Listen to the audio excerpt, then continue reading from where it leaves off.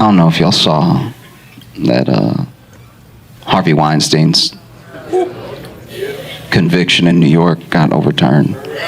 Yeah, no, it's shocking. It's not just like clear that he did it more than people that do it. Do you know what I mean? That's why he's an outlier. He literally has stats. You know? And I don't know. It's like you see him, and then you see like Cosby being out and everything, like fully out. Like he's like out. You know? And it does just feel like if women want accountability for men like this, you can't just depend on the justice system, you know? You're gonna have to start probably killing.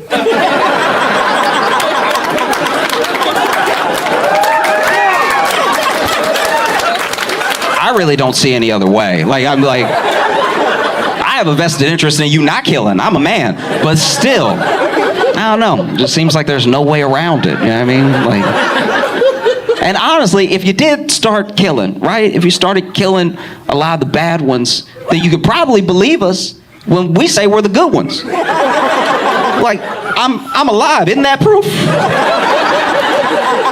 None of the women have killed me. You might have a gash on the arm or something, but that's just, had to keep you in line. No. I think you're probably gonna have to do it. I really don't see any other way. Because people talk about patriarchy and everything, and sure, I understand, but you also have to remember that, like, as men, we're not all friends. I'm also scared of dangerous men. You know what I mean? And it's because they kill. So then if y'all kill too, that's really the only way to equality. You know what I mean? Like, that's, in a sad but like poetic way, that's because even if y'all start killing indiscriminately, you couldn't do worse than men. So just kill a little. Like, okay. I feel like y'all aren't rolling with what I'm saying. And that's fine. That's fine. This is a new idea for me too. Okay? But I'm saying I thought about it a lot. You know? Like, if I had a daughter, I'd buy her a knife. Maybe a gun, but definitely a knife. Because a knife, you can think about it. You know what I mean? Guns are too easy to be like, oops. You know, much harder to miss with a knife. You meant to poke who you poked, you know. I don't know. Because I think that as I say this, it sounds crazy, obviously, and that's good because it means that you're all like productive members of society and stuff. But when you really think about it, that's the score, right? Like alpha things are usually just being the most dangerous person around. That's why when they tell you when you go to jail, find the biggest dude and punch him in the nose like a shark or whatever they say. But like, that's why they say that, because it's like that fear instills a calm, and the calm is safety. You know, like dangerous men are also scared, which is why they puff out their chests and act dangerous to get people off of them. You know, but if women started killing, we'd all be a little bit, you know what I mean? Like,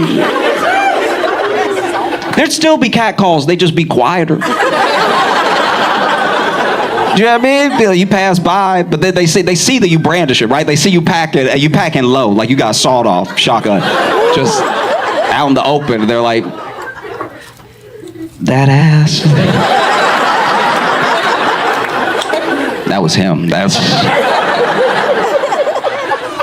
I don't know, maybe. Because I hear these stories and they're horrible. Like, I have friends tell me about how they've put keys in between their fingers at night as they're walking to their car, you know? And I'm like, yeah, but if you do my thing.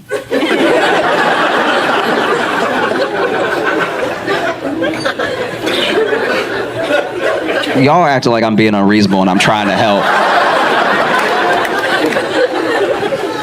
I've read a lot of history books. I'm just telling you what's gonna work.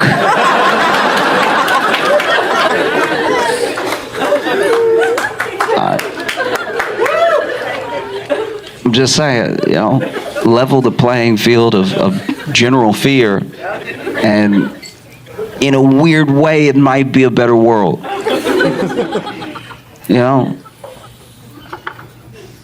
Maybe it could work, like if you do it for long enough, it changes whole attitudes of like an entire culture of everyone, because then they'll be like, yeah, she might kill, like who knows, she might be a crazy one that kills, But let's say the word is out that women kill now, and they kill as much as men, right? Now when you go in your boss's office and you close the door behind you and you ask for a raise, who knows? Maybe you kill. Or even just, if the word gets around that women are really out here killing indiscriminately, crazy stuff, right? Because the way women do kill, I want to be clear about that. Women kill a lot, actually. They just do it to like people who they know, who they think deserve it. I'm talking about like killing across the board. Killing because you upset, you know what I mean? If the word got out that women are just out here killing, I think you would hear like a pack of guys, right? A pack of guys is usually what women are afraid of. 4 or 5 guys drunk walking down the street together, right? I've had my friends tell me that that's terrifying to them. Just whether it's going to be catcalls, whether it's going to be like cornering them, whether it's going to be something much, much worse, right? And it's because of the way that men are. It's because men kill. There are men that do horrible things. I'm not saying that women don't, but just by the numbers, So if word got out that women kill, you'd see those 4 or 5 guys drunk, walking around, singing their song, la, la, la, la, la, right? But then they would hear the click of stilettos.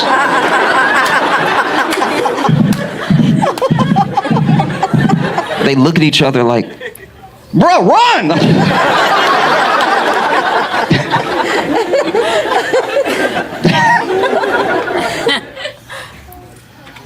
It could work. I'll leave it alone, but also, I don't know, consider it. I was stranded one time in Austin. And when I say stranded, I mean like my flight was so delayed that I got to Austin and the airport was like closed, you know what I mean? And I was so hungry, but obviously every other thing was closed. And Austin didn't have the boom that it had now, right? Like Austin wasn't this like bustling place that everyone moved to post-pandemic. Like it was just regular Austin, the way that the locals used to like it, you know what I mean? Before the money came. And there was no food, and so I was trying to like Uber Eats, and like nothing was open. It was crazy, to the point where I don't know why I did it, but I just left the hotel room and started walking.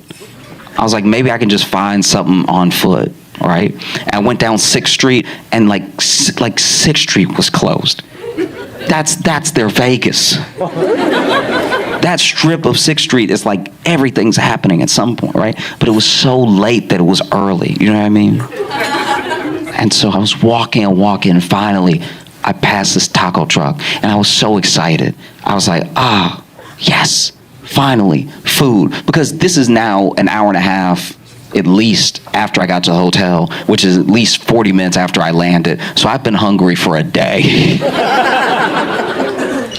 And I run up to the taco truck, and I see that there's bricks on either side of the taco truck, and then I realize that this taco truck is in an alley.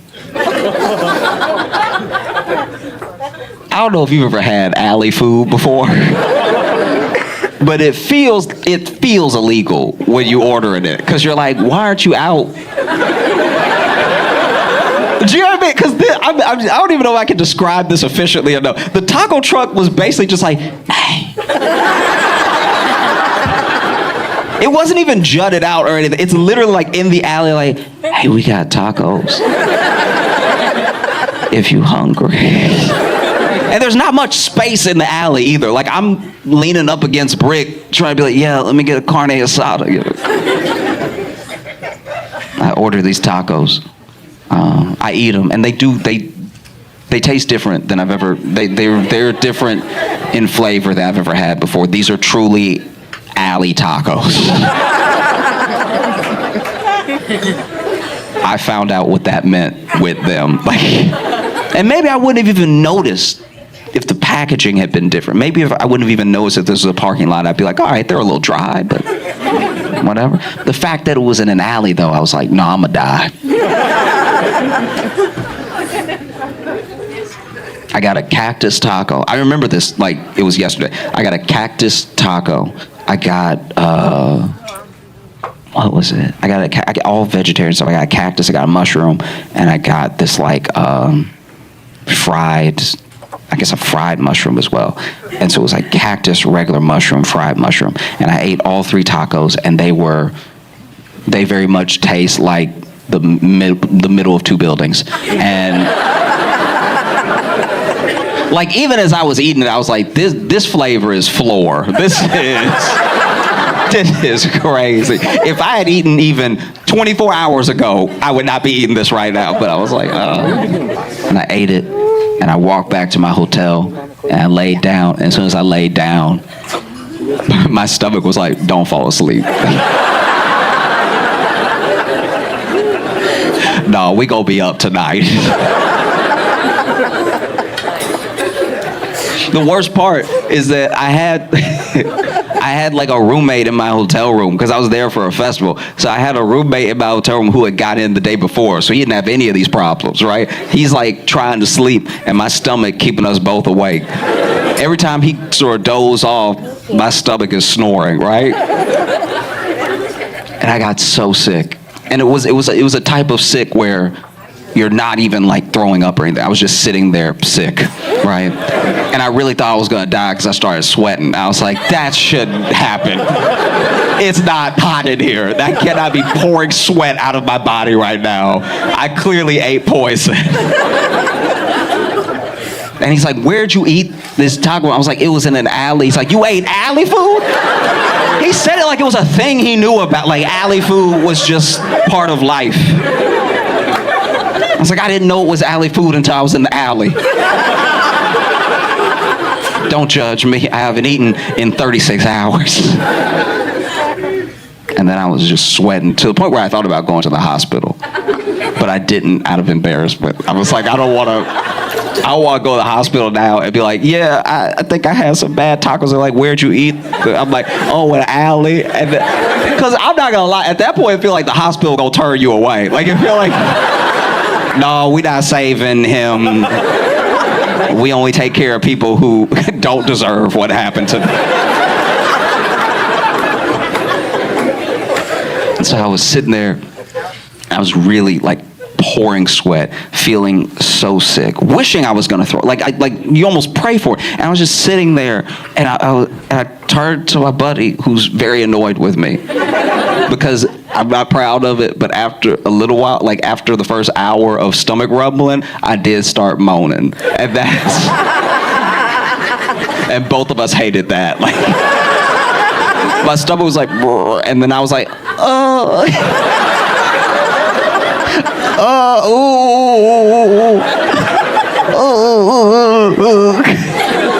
It was like I was crying, but no tears were coming out. And so I turned to him, I was like, I think I'm gonna die. And under his breath, he's like, just please do it soon. Like, whatever you're gonna do, please, just get it out of the way. And I told him, I was like, if I get sick tonight and I die, if anybody asks what happened, tell them I got shot. I just want to be fun. Like, I'm not fun. As a guy, I'm not a fun guy. I want to be so bad. I'll see people having fun and be like, that looks dope. And I'll tell you this, there's nothing less fun than catching somebody watch you have fun. Because that happens to me all the time.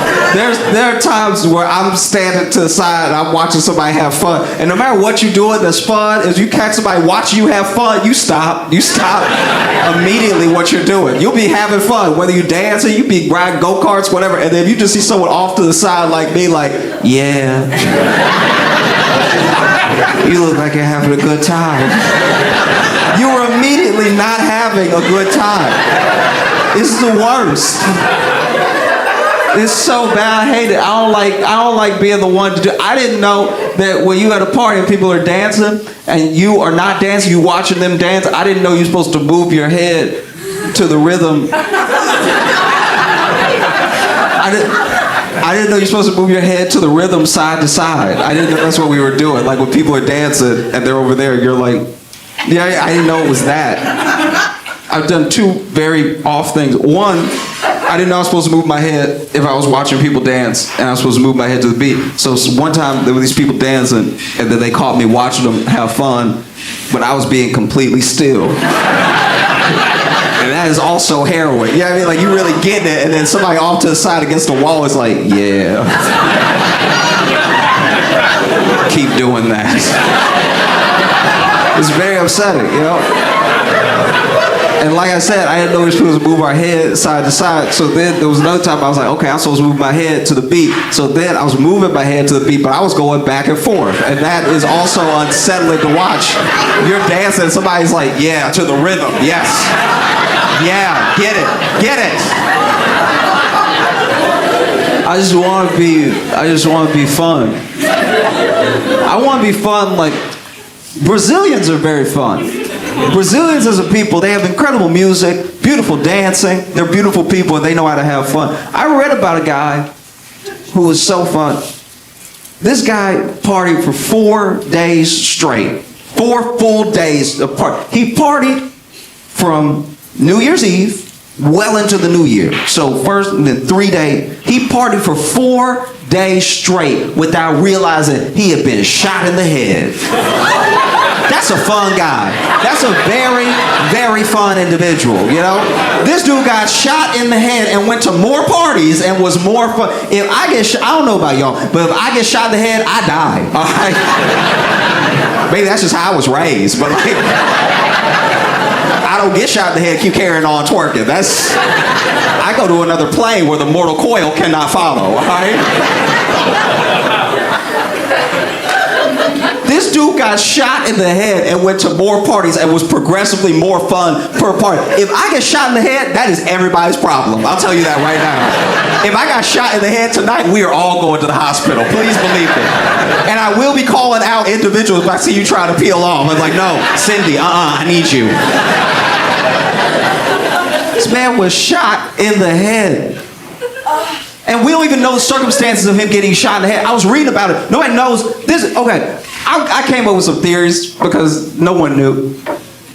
I think there may be, you know how guys can be at a party, you're out here dancing or you're walking with your drink, somebody bumps into you, doesn't apologize. Now we have a problem, right? So now you get nose to nose trying to get them to apologize. Then you get loud and everybody's watching. And then you get like fully, you know like when dudes do this, like this full on in my face, our noses are touching. This is always weird. Anytime I see this, I'm like, y'all should just kiss. It would make more sense if you kiss right now. Because this is the thing. If he's here and I'm here, he could still really, he could choke me, he could do anything, right? Like, this is real fighting could happen right here. Here, you're a little too close. Here, there really isn't anything you would punch us if you punch me right now. And so maybe, you know, they got into it, they got nose to nose or whatever, they were ready to fight.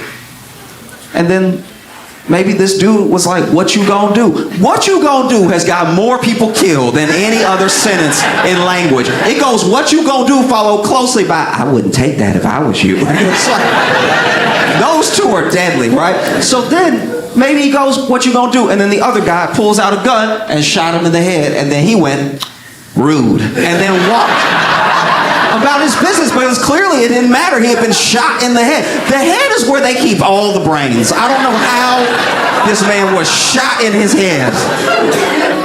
And didn't know. I mean, look, what I think actually happened is that he was probably getting twerked on. Twerking is very distracting.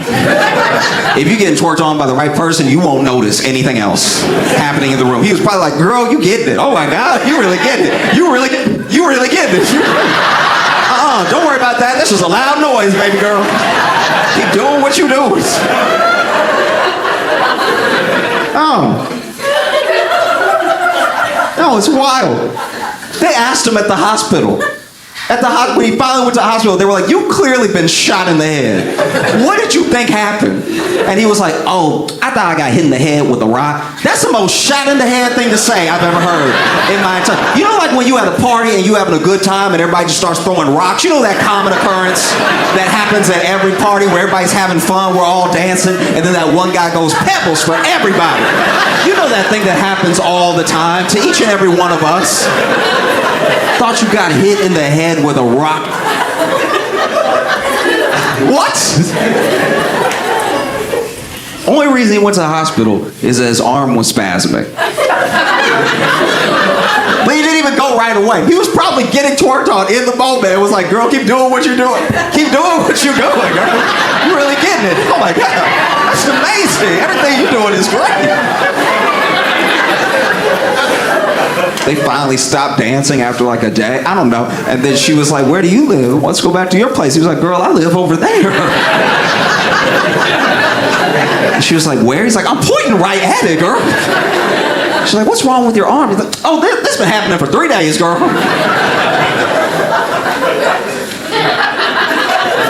I saw this video of this guy who was at a white guy in Alabama that was at a Bass Pro Shop. So far, whole story checks out, right? So far, nothing is out of the ordinary, right?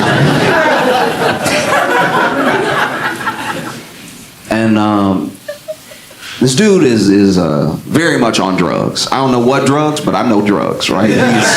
He's on drugs. Now the story starts in the parking lot. He drives up to the Bass Pro Shop, and he immediately drives his car into a light pole at the Bass Pro Shop in the parking lot, and then he backs up and does it 8 more times, chops it down like a tree, right?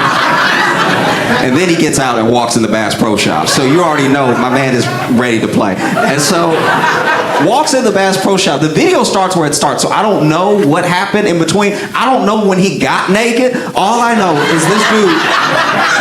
The video starts with this dude, and he just been doing cannonballs into the Bass Pro Shop fish tank. So these fish are all compromised, all right?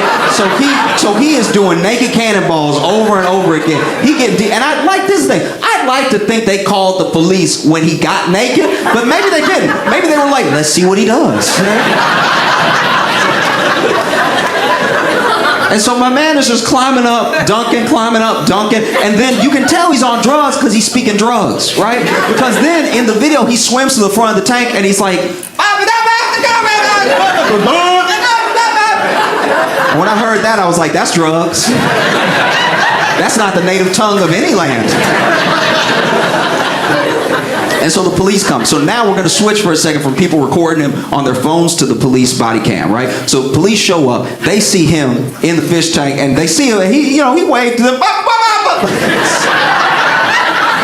It's not really phased. And so then they are trying to figure out how he got up there. So then they go ahead and they start climbing up some of the rocks, right? So then they turn, police body cam. They turn, and when they turn to him in the tank, he's gone.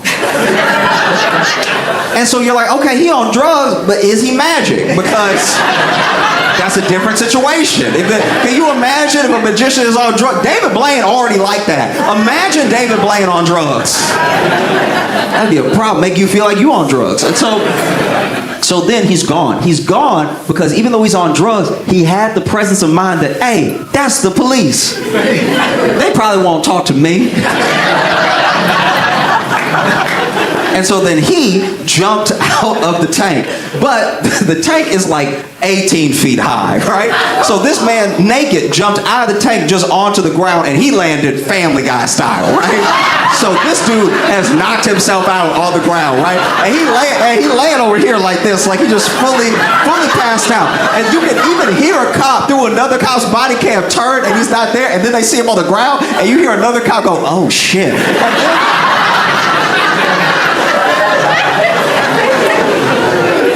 They come down. Now this man is like fully out, right? But he is on drugs. And so the drugs do wake him up just in time because now the cops are over, right? I don't know if they had actually grabbed his wrist yet or anything, but this dude immediately wakes up on drugs, flips over, and kicks one of the cops in the balls, right? So that cop goes down. I don't know the code for it, but he's not getting back up for a minute, okay?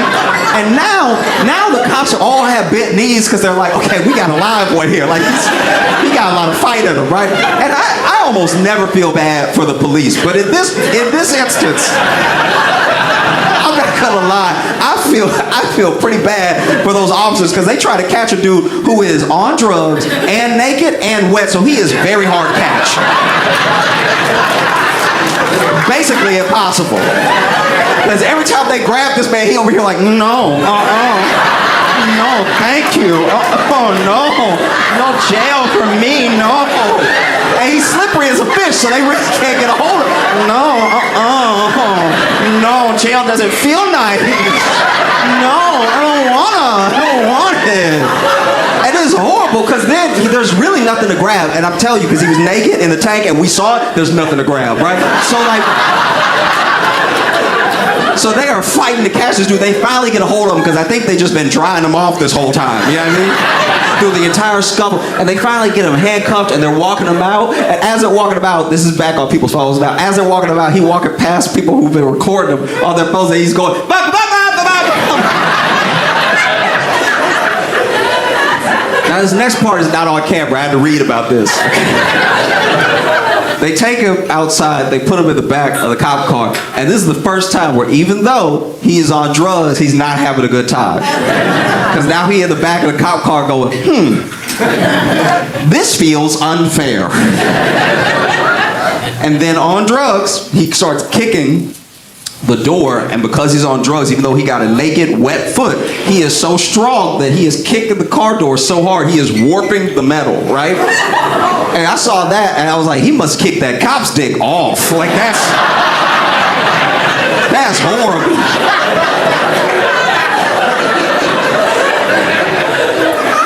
Police had to come out and make a statement the next day where they were like, we hope that his actions on camera will lead to better decisions in the future. Also, we expect Officer Ortiz to make a full recovery.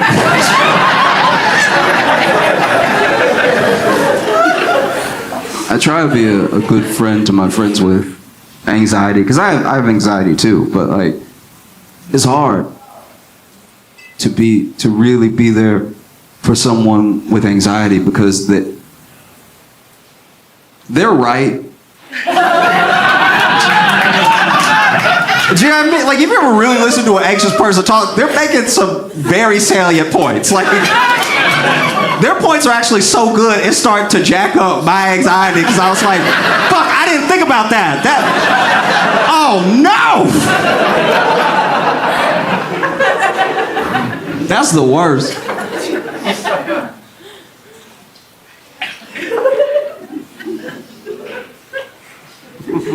I'll tell you this, one time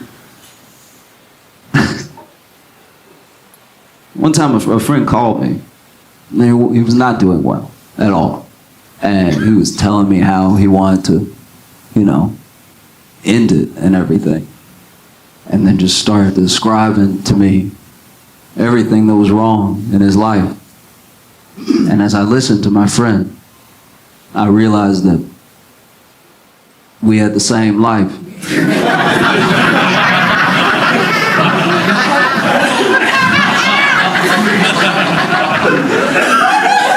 And I'd be lying if I said I'd get a little defensive. Because he over here telling me, he's like, I can't do it anymore. I'm a grown man eating TV dinners every night. And I'm like, well, baby, you doing your best, all right?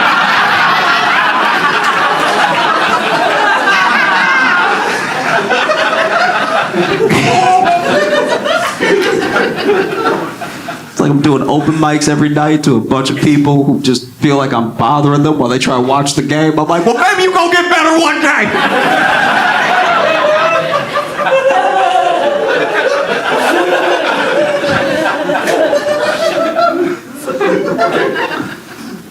It's weird how much anxiety there is over the election. Like truly nobody's happy. Like everybody's like, You even feel how it got in here? Everybody was like bummed out. You know? It's odd, right? Because it's like a rematch nobody wanted.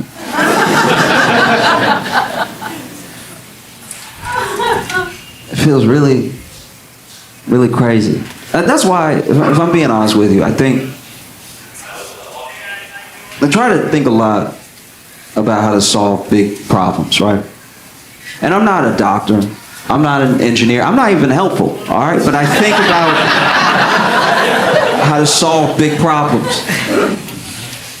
And I think that in this scenario, and I want to be clear where I'm coming from. I'm not like, I mean this across the board, you know? I grew up in Louisiana. I lived in Chicago. I live in New York now. I travel around the country. I'm not just speaking with like some partisan idea in mind. I'm saying I think that for this election, and just this one, right? For this one election, that the presidential race should be a race.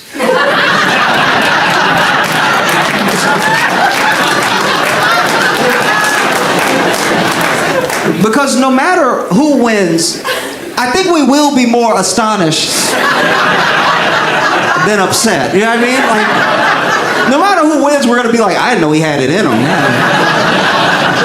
That's wild. Josh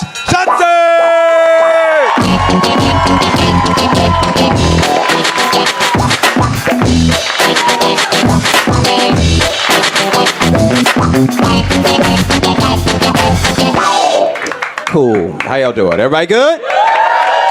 Sweet. I was having a conversation with my friends about how they missed before the pandemic, and I know by that they mean 2019, but I'll be honest, I miss random years. Like 2009 was fire. That was a great year. A lot of good video games came out there. It was even a better year politically. Like, be honest, don't you miss when Biden was just Obama's white friend? Like, wasn't that the shit? That was amazing. You know what I mean? Obama would say something inspiring, turn around, look at Joe, and Joe would be like, That's like all he did for 8 years. He just stood with finger guns ready, just nonstop. And now we did it. Biden's the president. Whew. I travel a lot. I go to a lot of the countries. And when they ask me what it's like for Biden to be the president, and I go to answer them, I sound like what I think a woman sounds like when she settles. You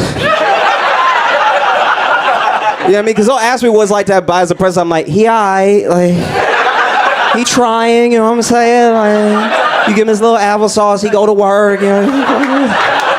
Just feel like I can't brag on my man, you know? Oh, fuck. I feel bad for Biden because people forget. They asked Biden to run early, and at first he said no. Right? Early on, they asked him, and I'm quoting him. He was like, do you know how old I am? Do you know what I remember? No, I'm not going to run. And then we were like, no, Joe, please, you need to run. You need to run for democracy. And then he ran, and then a day into him running, we were like, this motherfucker can't run. This is very upsetting. Did you know this? And then he won. The dude wins. And then everybody, anchors, pundits, us, everyone was like, this motherfucker old as hell. It's like, he's like, that's what I said. This dude got gaslit into being president. And we have let him down every single day of his presidency. And by that, I mean we have let him fall every single day of his presidency. This man has fallen 5 times on camera, which means he falls every day. All right? You cannot convince me otherwise. If you do something in front of me 5 times on camera, that's what you do. All right? If somebody smoked crack in front of me 5 times on camera, I'd be like, that's a crackhead right there. And he'll miss a day, all right? This dude, I don't even think they give the same tours of the White House anymore because Biden falls so much. They gotta skip whole rooms so you'd hear Biden in the other room going, oh, that would just be every day. This man has Secret Service and they let him fall every day. Biden doesn't even need Secret Service. He needs 3 dudes that work at Trader Joe's, all right? Because they're used to catching a pickle jar before it hits the ground. They're used to being like, I got it. You don't have to sweat it. I got it. It's insane. Secret Service let our president fall off a bike that wasn't moving. And I felt bad for him that day because you could tell he was feeling himself that day. Because he saw the media up ahead and then chose to ride up to them and then stopped his bike like a kid who just got a bike. Biden swerved on him when he stopped. He rolled up on the media. He was like, y'all got any questions? Fucking feeling himself. And then, I don't know, I guess he just forgot he was standing up or something. But go back and watch the video. Secret Service on camera made the face we made when he fell. This man tipped over, then Secret Service on camera went, ooh. It's like, no, you're the ooh. Why'd you let that happen? It's fucking devastating. This is too much now. I don't know what to do anymore. I hate this shit so much. I don't even hate things. I'm a pretty laid back person, but I hate 2024. We're gonna get a rematch of the match we never wanted. Do you know what I mean? Isn't that fucking crazy? There are 330 million Americans, and somehow we keep landing on the same tube. That should have been dead a long time ago to run. One of them only eats McDonald's, and the other one should have died 2,000 years ago. And they're gonna have a fucking rematch. It's insane. You don't even get that in boxing.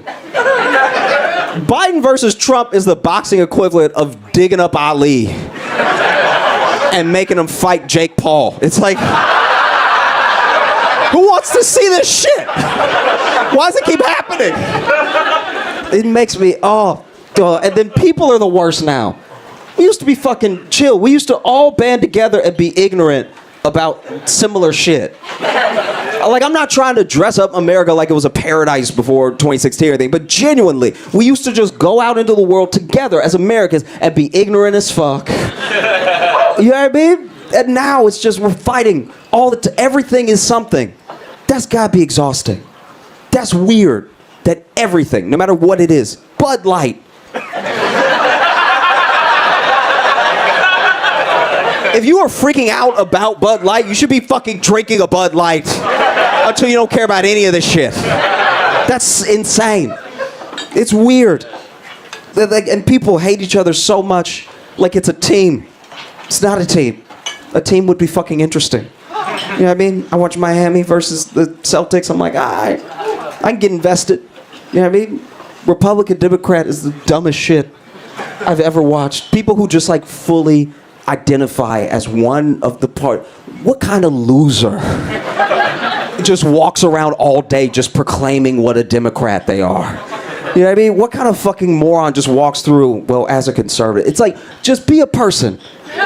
You were a person before you knew about any of this shit. Remember when you were a kid? That was dope.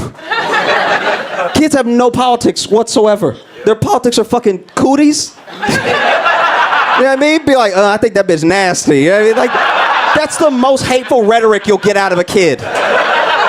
It's just like, something up. You know what I mean? It's so bad. Why is it this bad?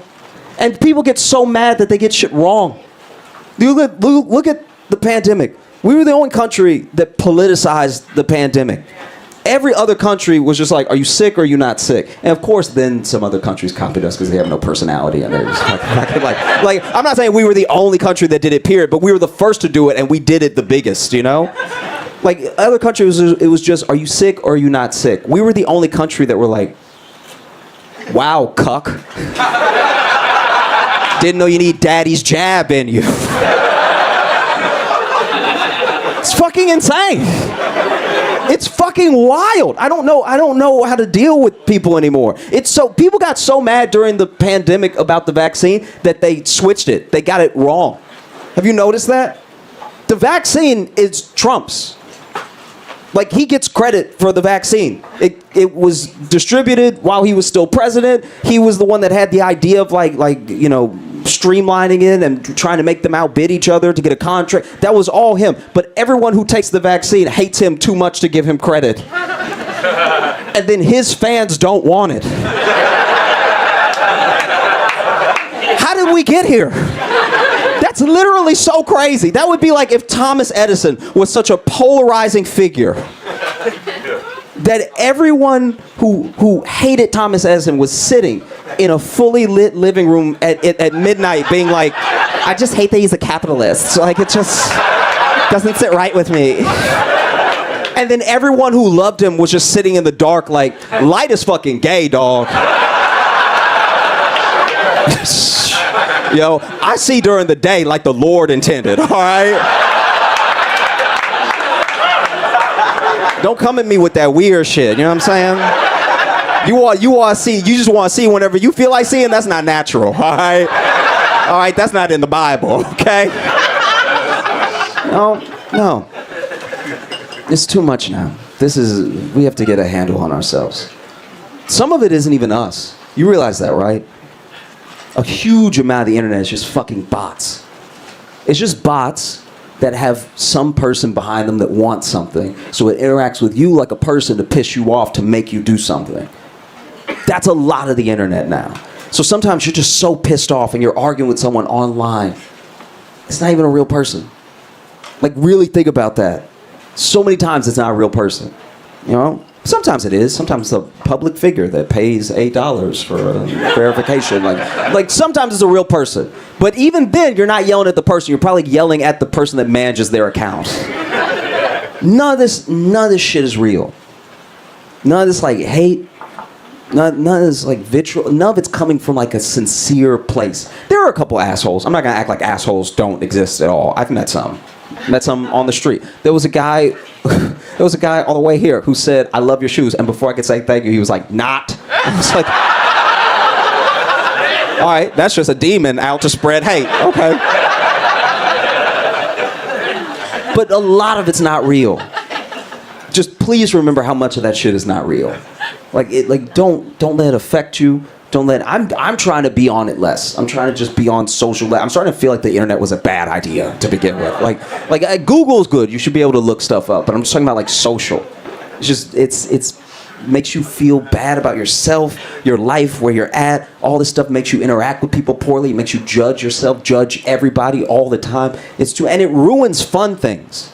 It ruins like good fun things. Like, we are just now kind of starting to overuse Karen. Karen start off great. Start off as like a white woman, see a bunch of black kids play at the park and be like, this is not their park. All right, let me make some calls, right? And if we had kept it at that, it'd be fine. But social, everybody talking, everybody jabbing, everybody arguing, quickly turned Karen into any woman with a gripe, with a short haircut. Because now you see the stories trending and you don't even know who to root for, you know? It'll be like, total Karen loses it on city councilman to get pothole fixed.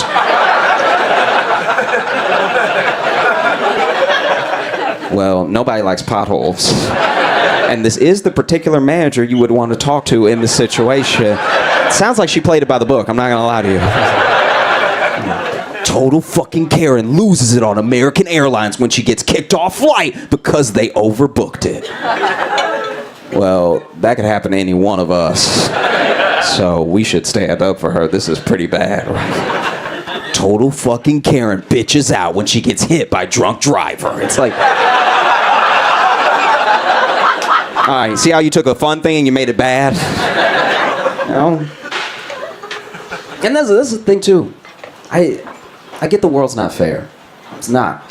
No matter what you have and you don't have, there's someone that doesn't have what you have. All this going back and forth, you know? The way I sum up people is no matter who you are, everybody you meet, everyone is getting away with something and nobody is happy about it.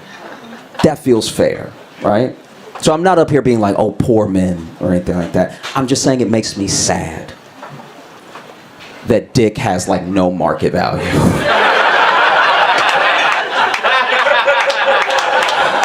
It's just a shame. Like, be honest. Truly, be honest. As a man, you've never been like, my dick gonna get me out of this one. It's never occurred to you ever. You know what I mean? You're never getting pulled over by the cops. You're like, I'm a flash officer, little dick, get right out of this ticket. Never in your life. Even in a relationship, you're not like, babe, you play your cards right, do the dishes, you might get a little dick later. Who talks like that?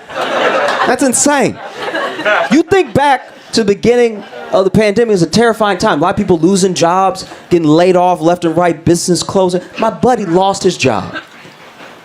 And so he started an OnlyFans, trying to get some supplemental income going. And over the course of his OnlyFans career, this nigga made $3. I'm pretty sure $3 you gotta turn your dick in. You have to be like, ain't nobody want this, so. You all were really great. Thank you so much. I'm Josh Johnson. You have a great night. I saw that in DC, the 911 operators are what? Oh my God! Y'all don't even know what I was gonna say. What's happening? Oh my God! Trust me, this is gonna go somewhere good. Just let me do the show. Oh my God. For a split second, I was like, are y'all gonna come up here? Like, this feels like the last thing Chris Rock saw before it's just 22 of you just, Wow, okay, all right. Well, 911. Or they're basically starting a program where 911 operators are going to get $800 if they go to all of their shifts, right? If they don't call out, if they don't miss a shift. And I didn't know that this was that much of a problem, right? Because when you think about it, 911 is a pretty hard job to call out of. You know what I mean? Like if you work at 911 and you're like, hey, I can't come in today, and they're like, why? And you're like, oh, it's an emergency. And like,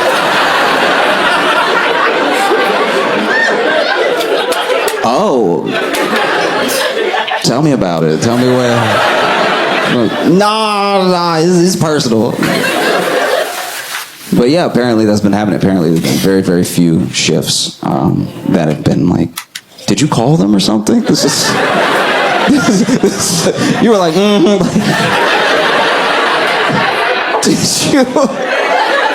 Did something happen to you personally? Or? It's just a frustration I have with the city. Like, oh, okay. Oh, you just don't like it here. Like, you got a bigger thing. You got a bigger...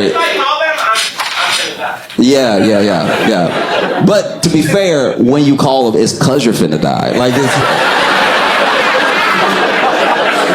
Got you. This is my thing. It's like, it's gotta be hard to a certain degree. I try to give people a little bit of grace because it's gotta be hard to like take those calls, you know? Because whenever I get an emergency call as a friend, I don't handle it well.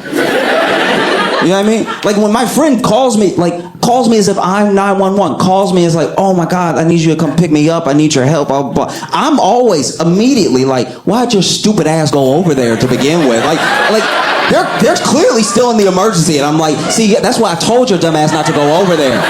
Because you love hanging out with them. They make you feel cool and everything. But now that somebody got popped, now you want help. So now I'm supposed to come over and get shot so I can prove I'm really your friend. Because notice you didn't call him. You called me, all right? Because you knew he wouldn't come. Now I'm sending an Uber driver over there just with a note to be like, don't wait long. Like if he doesn't get in, then he not there. So I get it. I get how it's got to be one of the hardest jobs because you're taking the emergency, but you're also powerless, right? You can send somebody the way I sent that Uber. And to be fair, you know, when 911 sends somebody, they know that they're the emergency service. My driver thought he was picking me up. My friend running up to the car. He's over here like, for Josh? He's like, yeah, whatever.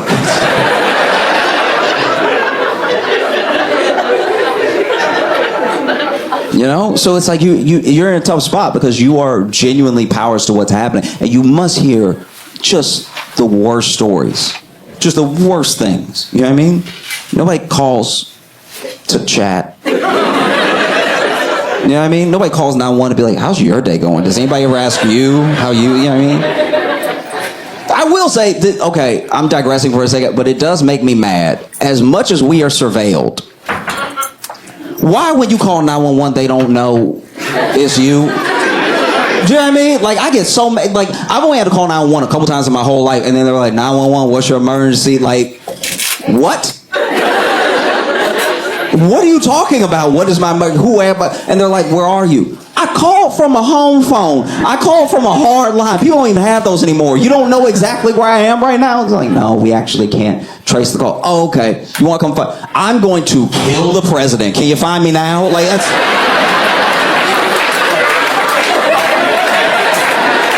That's insane.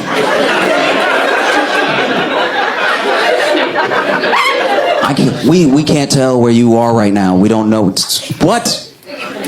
You know my whole browser history, and you don't know where I am. All right, whatever. But then, yeah, people have been calling out, so now they've started this initiative to be like, hey, maybe. And look, I don't know what 911 operators in D.C. or anywhere in the country, I don't know what they get paid. I'm sure whatever they get paid is not enough, because I'm sure that every day, no matter the situation, at least one tragic thing happens that they just have to take home with them. You know, and then you have to take the next emergency like you didn't just hear the last emergency. You know, because nobody thinks about that. When you call 911, that person probably wants to tell you, "Can you give me a second? Can you give me a second? Because there was an active shooter situation, and then they just hung up. So now I'm talking to you.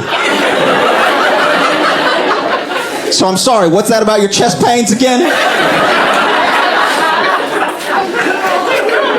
You know? So it's got to be incredibly difficult. I understand why you wouldn't go back. I've quit jobs for far less. I think if I worked at 911 and I got a bad enough call the first like 5 calls, I'd be like, y'all, this isn't for me. I'll send money or something, but I can't. This is bad stuff. I don't have the help in my heart that I thought I had. You know what I mean? Because then also you have to like you have to not be the problem. Like there's a show called I Survived that I will watch sometimes with my girlfriend, and it's amazing how many times the 911 operator isn't just not helpful, they're like actively contributing to the emergency, because then the person will call and be like, hey, there's somebody in the house. What? There's somebody in the house. You gotta get over here quick, because there's somebody in the house. It's not you?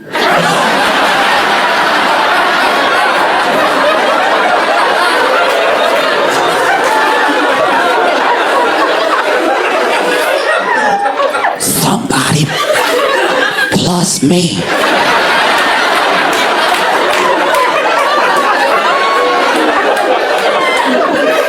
Is in the house. What room? I don't know what room. But they're not supposed to be in the house at all.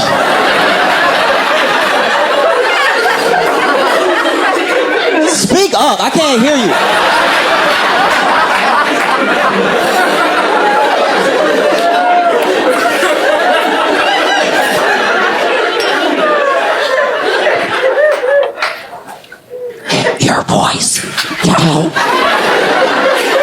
look, don't get an attitude with me. You call me, all right?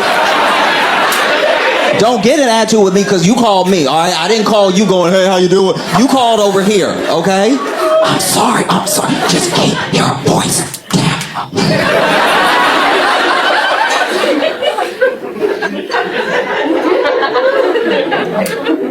So it must be hard.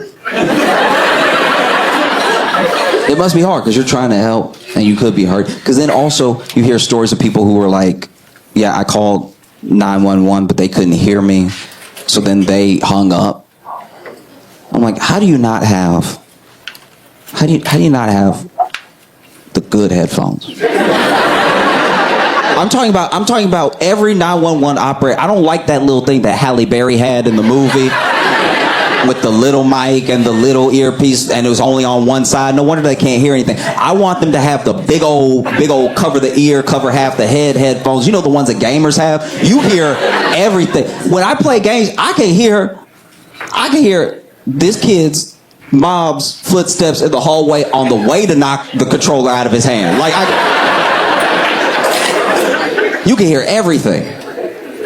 They got them fighting, not enough resources, not enough people. Because honestly, it's like, look, you know, we can criticize, but it's like, I really don't want to do it. You know, like, I think if people want to get it, like, really understand, I think everybody, I believe this for a lot of jobs, but I think that everybody should have to take 2 911 calls. Just because you would be like, all right, so I let both mine die. That's my bad. I didn't know how to handle it. I panicked. I just started crying while they were talking, so I didn't take in any information or anything. That's my bad. I won't criticize as much anymore. $800 for all of your shifts, just because you still get paid, and then an $800 bonus if you make it to all the shifts. I don't know. I think that maybe. Let's try it. Let's see. You know what I mean? I feel like, you know, I heard, okay, I did not know this person, but I heard a story one time from a friend when I lived in Chicago, who his cousin worked at 911, and then he called out, which I didn't even know they were allowed to do back then. I thought you had to like really go in every day, or they would give you a total. They'd be like, hey, listen, this is how bad the day was without you. So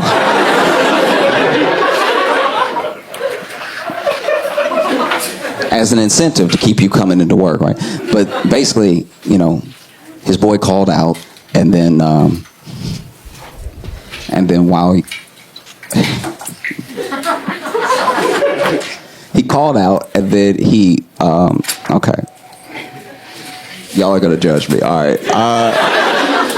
He called out, and then he got into a car accident, right? And so he wasn't driving, his friend was driving, and it was just like, it was a fender bender, but it was like a bad one. And so then he went ahead and called just in case. And then when he called, apparently they were like, 911, what's your emergency? And he was like, nigga, it's me.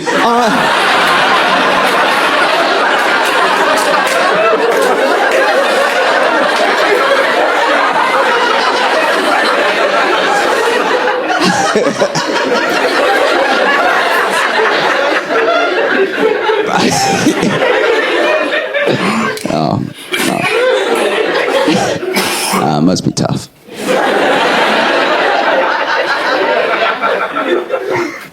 In Chicago, there's a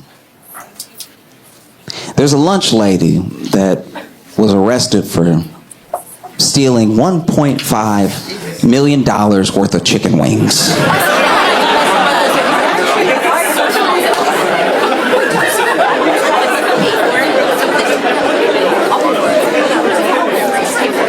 As soon as I read the headline, I was like, I have questions. How many is 1.5 million chicken wings? Because are we talking like the price of specials? You know what I mean? Because like if those are 50-cent wings, we're talking about millions of wings. No? Or these like the more expensive wings, like the nice wings that got some real girth to them. You know what I mean? Maybe they're $1 each, you know. $1.5 million worth of chicken wings. And this was basically during the pandemic. She was in charge of ordering the food, right? And so she would order the food, and she started ordering the food, but then ordering some wings on the side, right? Like any of us.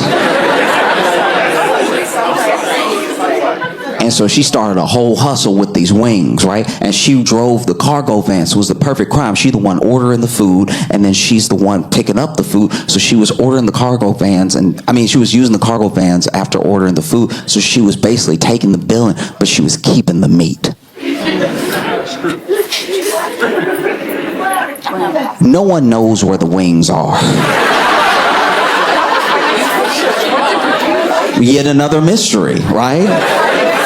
Because any number of things could have happened with these wings. And I want to be clear about something. The program that she's ordering the wings for is for kids who are doing remote learning but still receiving a school lunch, right? So some of those kids, there's a chance that some of those kids went hungry off of her scheme, right? Which is sad. It's terrible. And it made me wonder what made it worth it?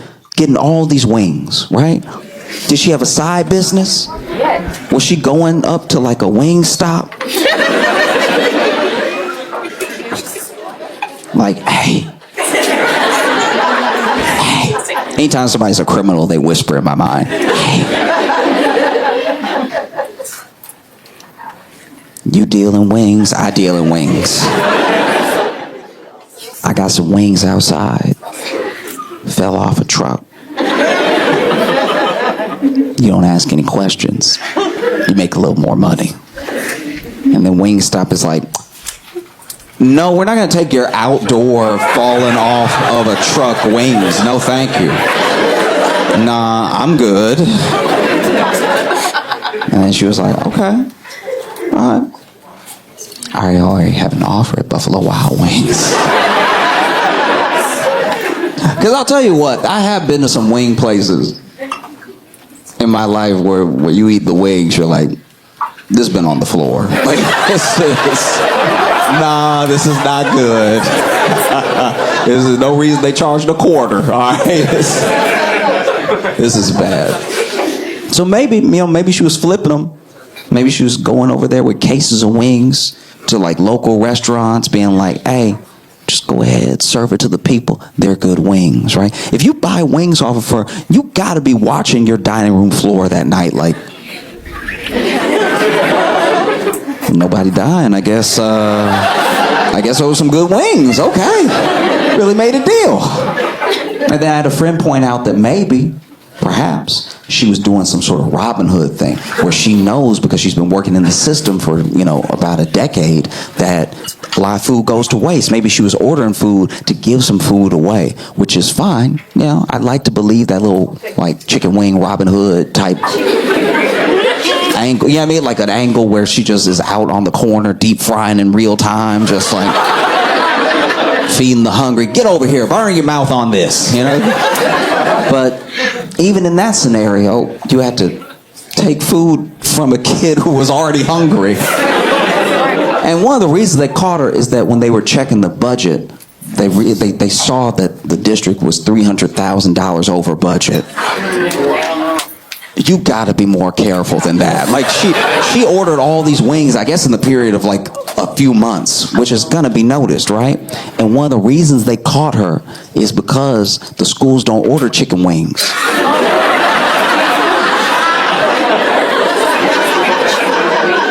Kind of almost feels like entrapment. It was even an option. Like I wonder when they saw the order if they were like, chicken wings? Okay, we'll do our best. But they don't do chicken wings at school lunches because of the bones. Yeah, because you have dumb kids that'll eat them. Like, I don't know. I'm not saying I'm brilliant, but I always knew not to eat a bone. I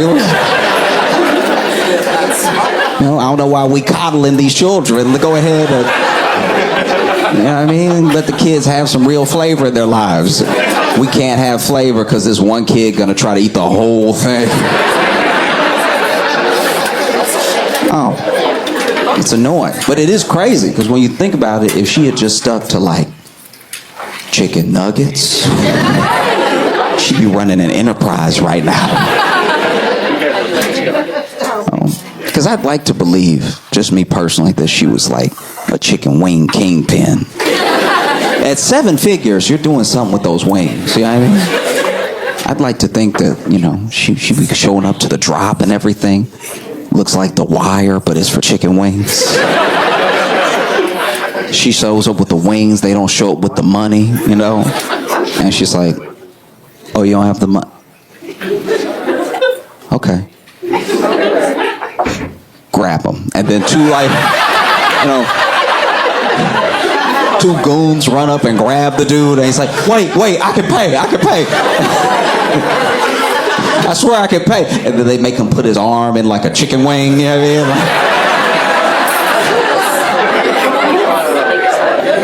And then they put his arm on the hood of the car and he had a chicken wing. He's like, no, please, don't do it, please.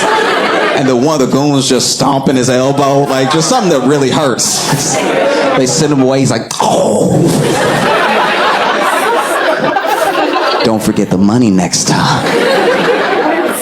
Because when I saw her mugshot, it was crazy. Because, you know, she's a bit older. I believe she's like 66, 68 or something like that. So it's kind of odd when you see an older person in a mugshot. Because she over here looking like Deadpool's roommate. You know what I mean? Like, I was like, how you look like a lunch lady and guilty in the same picture? You could tell she had served some lunches too, just from the picture. That picture had a little sass to it, just a little like.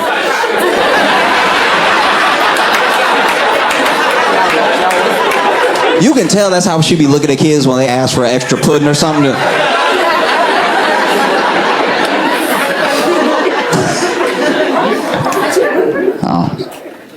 That's tough, though. They gave that woman 9 years. Oh, that's amazing. Right? 9 years. That feels disproportionate. You know what I mean? The state doesn't care that much about chicken wings. They don't even care about the kids that much. That's 9 years? Wow. People on Wall Street don't do a day. Like, that's 9 years. You know, I think that's too much. If it were up to me, I don't even know if I would have her really serve jail time. If it were up to me, it'd be probation, and she has to eat $1.5 million worth of chickens.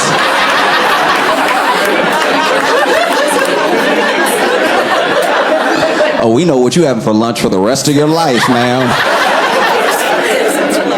6 years in, she's like, I've had every sauce there is. I can't do this anymore.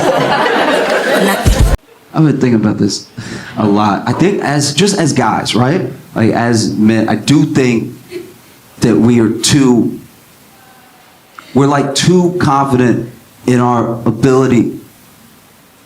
That's the end of the sentence.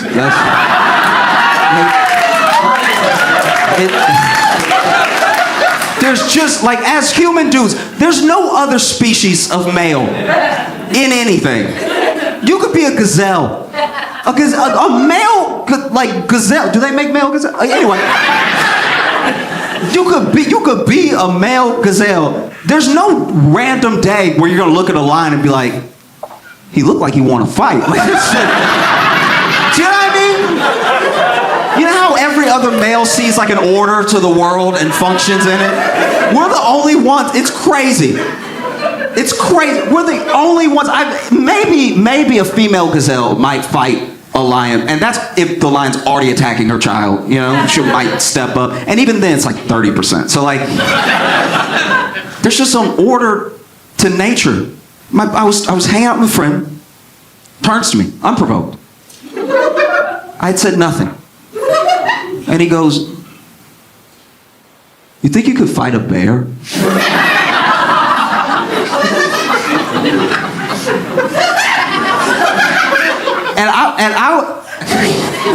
I was like, what? No. It's the quickest no. No. It's a bear. You didn't ask me about a cub. In the scenario you given me, a bear wants to fight me. and I'm gonna fight the bear and win? Like, no. And I asked him, I was like, do you think you could fight a bear? And he was like, well, if I came at it right. I'm like, don't even finish the sentence. If I came at it right. What are you saying right now? If I came at it right. That's the according to experts, the only way to come at it is to pretend to already be dead. What do you mean if if the bear came at you like a bear, you would die? I would bet money on it. That's crazy. And then he got irate with me. He got all defensive, started attacking me. He was like, so you would just let a bear kill you? I'm like, what are we talking about? What do you mean, let a bear? It's a bear. You picked a bear. You didn't even pick something I might have a chance against, like a stray cat. You went straight to bear. Do you think you can fight a bear? Oh, you just gonna let a bear kill you? Look, if I went home, if this is how confident I am a bear would kill me, I don't go where bears are. You don't catch me anywhere out in the world where the bears will be. In fact, if there was a bear when I went home in my apartment, that's a bear's apartment now. And I'm good with that. I'm willing to let that bear have my couch. That's fine. Everything in the fridge is his now. Crazy. Crazy talk. And look, I'm not acting like there isn't a place I could step up. When it comes to bugs, I could be braver. I will say that. When it comes to bugs, I could step up a little bit. Because if a bug is too big, I will take a step back. Just to try to assess what it is. Because sometimes, like, I don't have the best eyes, but sometimes you see like 9 legs or something. You're like, what is that? Before I step on it, what is this? Is it an alien? You know? I remember there was one day, I had a fly in my apartment, and it was the plague of my life. I didn't know how the fly got in my apartment, and it had the loudest wings. It might as well have been bird wings. It was the loudest fly I've ever heard, and it would get like right next to my ear, which was making me flinch. Like it did kind of punk me in a little, because I had the fly swatter ready, and it would be in the ear that was like the flies. So that I would be looking for it, like, and I'd be like, oh! And it was all day. It was all day I was trying to kill it. All, like, top to bottom, all day. And then it was so gross, because then I was like hitting myself with the fly swatter, because I was like, at some point, if I swing back, I might catch it. And then it was hitting my ear. So I was beating myself. And then I finally was like, let me just go take a shower, cool off, because I had to go somewhere that night. So I get in the shower, take a shower. I don't know when the fly came in the bathroom. I don't know if it came in through a vent or through the door with me, but then the fly came at me while I was in the shower. Now this is attempted murder, because I am on wet porcelain. I cannot mess around right now. If I fall in the shower and I die, and my killer is a fly, and I die like a bad Dr. Seuss.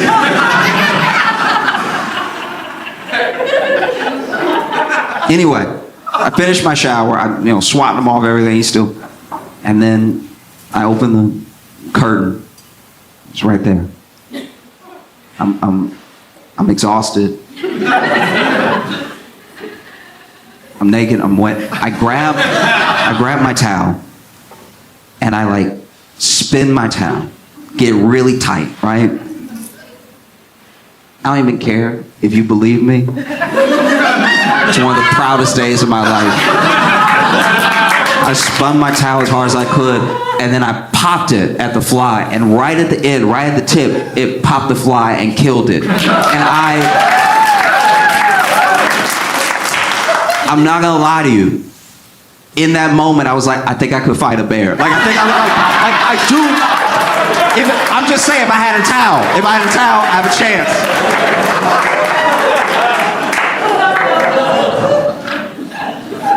Okay, look, when I say it, it's not going to sound true.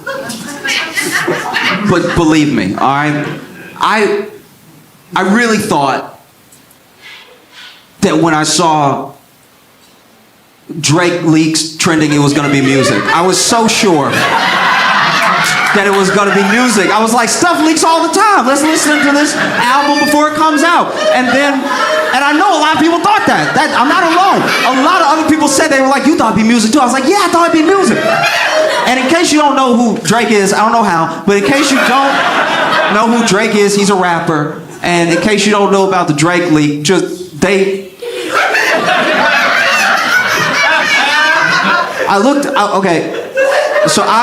Drake leak was trending, and then I clicked it, and you just see a lot of Drake. It's a lot of Drake. It's a lot of Drake. It's more Drake than I thought there was Drake. You know what I mean? And I want to be clear about something, okay? Because I know it's weird, but a bad thing happened. Someone's nudes were leaked, and that should never happen. It should truly never happen. Everyone deserves autonomy for their body. I know he's like a rich man, so it's easier to like let it slide, and it's different. It feels different, at least, when it's like a woman's nudes. But still, he didn't want that out there, and it's out there, which is a shame. You know, so I felt very conflicted because I was like, that's a shame that somebody would do that. You know. And then on the other hand, I was like, all right, but like, no more sad songs. Like, I don't.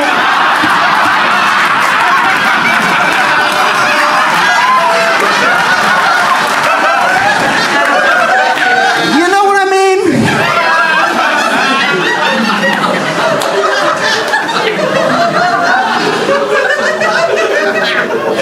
Like, if I had a friend that was built like Drake, I would never let him cry to me. About anything, I'm not gonna lie. It would always be burned in my brain. I'd be like, hey, everybody daddy dies sometimes, okay? Cheer up and look down.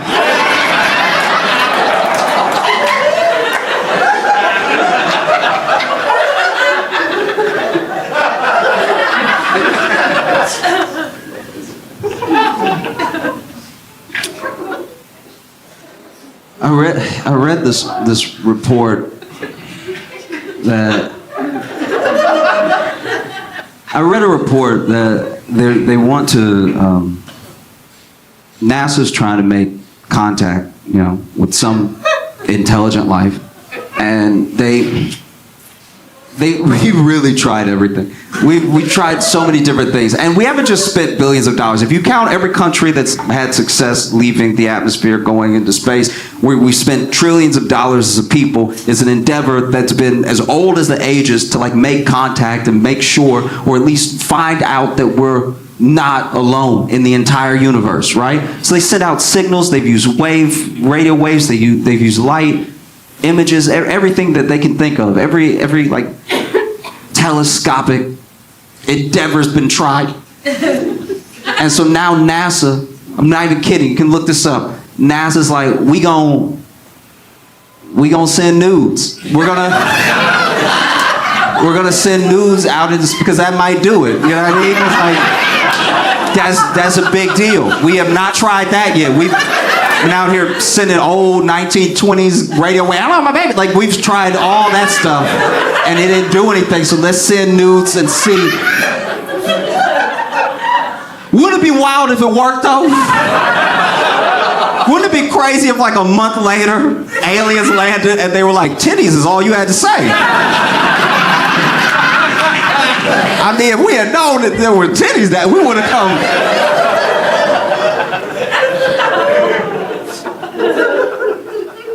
It feels, you know what I mean? Like, just say you're out of ideas.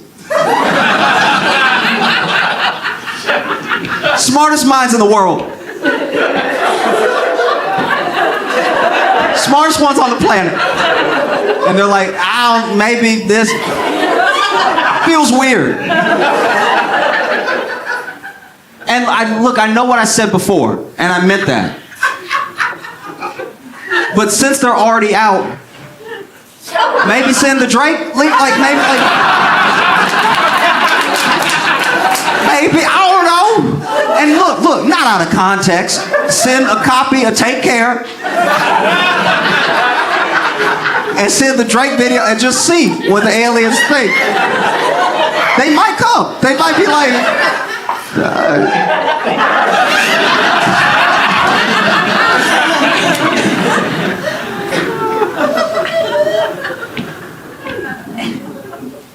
I also read a report that says that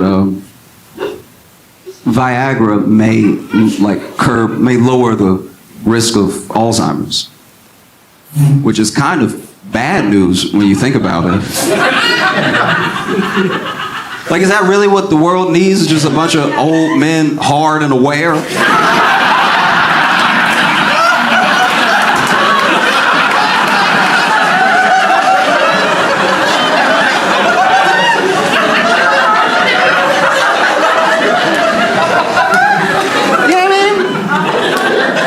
That as men, we had a pact with the earth. We would wreak havoc for the first 50 years of our lives, and then after a while we'd slow down, we'd get confused, and we would not be hard anymore. That's how you restore balance to the planet. Imagine an evil dude, because we do this all the time. Being old is supposed to be the saving grace of your life. Especially as a man. As a man, love is very conditional from the world, right? You're born a baby, we all love babies. You become a kid, a lot of people love kids. Then you're a man, and then everyone's like, it's your fault, right? Even if you don't have power, you look like the ones that do, and so it's like, I'll just lump you in, right? Then you get old, and then you getting old is the we can love you again. It's true. You get old and then people are like, what's he gonna do? We've seen it. We've seen horrible, evil men get old and somehow all is forgiven. We've watched literal war criminals turn 99 and it's like, well, he's not doing anything now. He's a fucking war criminal. He don't remember though. Why does that get him a pass? He doesn't remember. Now you just feed him Viagra so they can be evil longer. Literally. We have to stop this. This is crazy.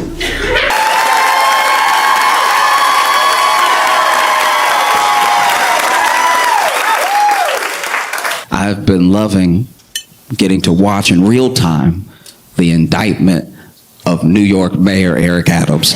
This dude sucks so much. It's so bad.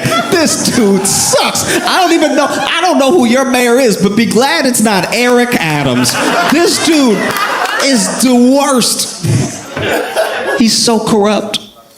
And it's like corruption. This is what's disappointing about Eric Adams' corruption, is that it's petty. Do you know what I mean? We expect politics to be corrupt. It says a lot that we do, but a part of us, do you know what I mean? And what does that say about us to a certain degree? I think about that a lot. What does that say about our expectations, that we expect corruption? You know what I mean? At lots of levels. You know, the city councilman did this thing, president did this thing, whatever it is, we expect it. And then when people run, we don't really believe in them. Maybe if someone can make us believe in them along the way, that's the person that we vote for, because we're like, wow, this person's different. But different from what? The expectation is corruption, you know? And he's corrupt in a way that's truly disappointing. It's a shame. It's embarrassing how easy a politician is to buy. You could lease a new Subaru, or you could buy a politician depending on the position of the state. The things these people go down for, we're talking not money if we're talking politics, right? Like if I was a senator and I wanted to be corrupt, you'd have to get me good. You have to take care of me, because I might lose my job. I might go to jail. I need a nest egg to protect me. You know, something to look forward to while I'm in jail doing all that time for doing you a favor and being corrupt. Like, that's why I kind of, I don't agree with it, and I'm glad he's going down for it, but Menendez makes sense. He took gold bars. That's cartoonish corruption.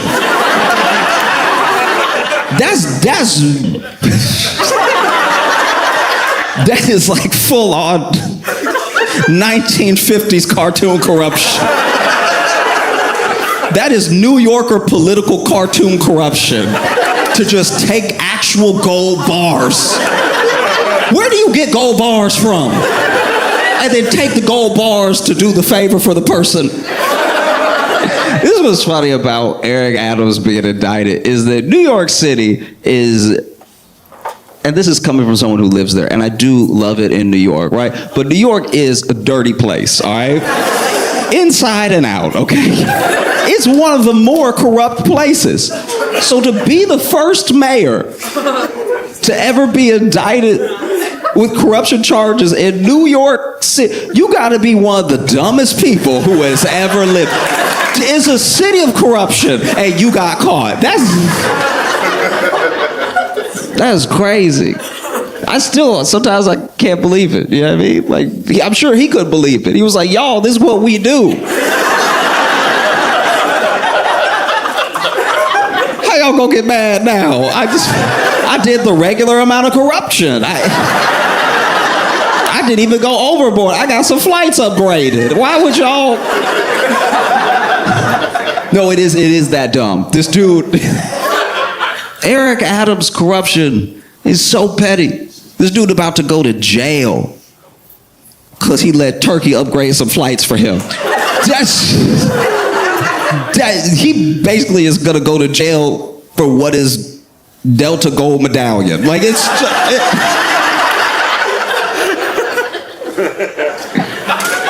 very petty. Some nice meals, some flights. That's great. That our mayor, New York's mayor, all it took to buy him was just treat him like a bad bitch for a night. Like, do you know how embarrassing that is? Do you know how much money is in New York? I need at least 6 skyscrapers to be as corrupt as Eric Adams. I'd be like, take care of me. No, I need land. What are you talking about, a flight? A flight where I might fall asleep and miss my corruption? No. Because sometimes you get upgraded by your airline, you get all excited, you like, oh, I'm sitting in, got the extra leg room and everything. I can kick for no reason and stuff. And then you wake up at the destination and you're like, dang, I didn't even enjoy the free glass of champagne and orange juice. That's his level of corruption. It's so dumb. He sucks. But Eric Adams started as a cop, right? And I actually watched this video of him. It was a very entertaining watch. Basically, when he was a cop, he did a video. Maybe he was still a cop. I don't know. Maybe it retired. But anyway, he used his police expertise to make the video. And it's basically a video where he shows parents how to search their children's rooms for drugs and guns, right? And the thing that's amazing about it is that clearly one of two things happened. Either Eric Adams told whoever was shooting the video to just go fill a room full of crack,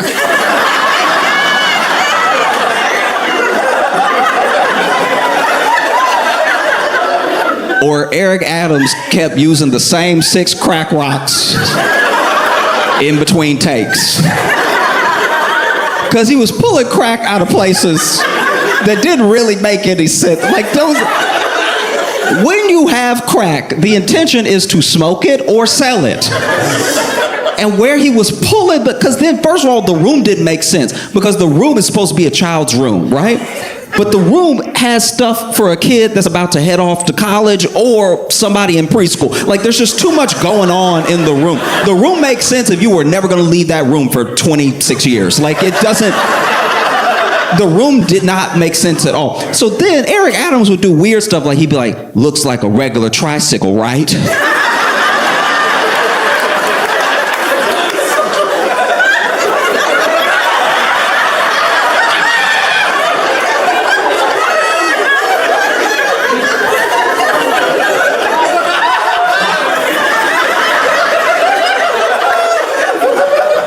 But if you pop this tire right quick, you pop this tire, pull it out, what do we find? Crack cocaine.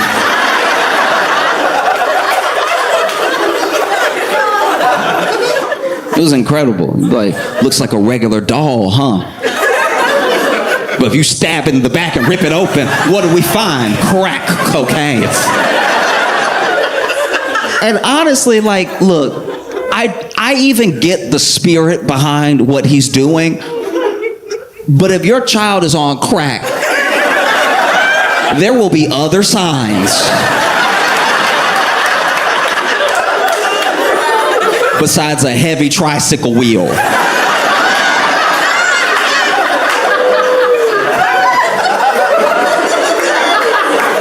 I've never seen a kid on a bike with a flat tire and been like, we're losing the youth.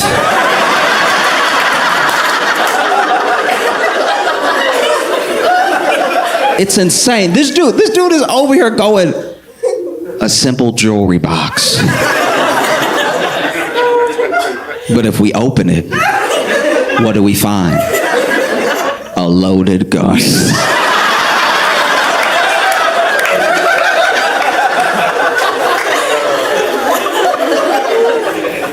A pillow? You gave your child a pillow? And thought that they weren't gonna do the worst with it?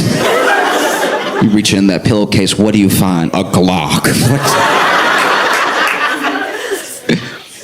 My favorite was standing near a bookcase.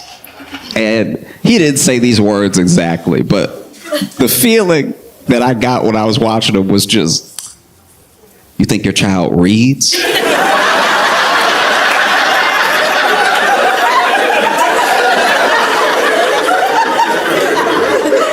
You think your little baby boy, baby girl reading in here? No. They're a child, and we all know children are what? Crackheads. You open this book, and what do you find? What spills out? Crack cocaine. No, it was incredible. It was truly, the only thing he did do was pull crack out of the gun. Like,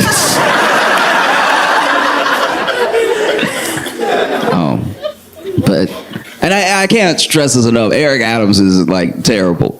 He really is. Like, he really is. He's the worst. It's so bad. He sucks.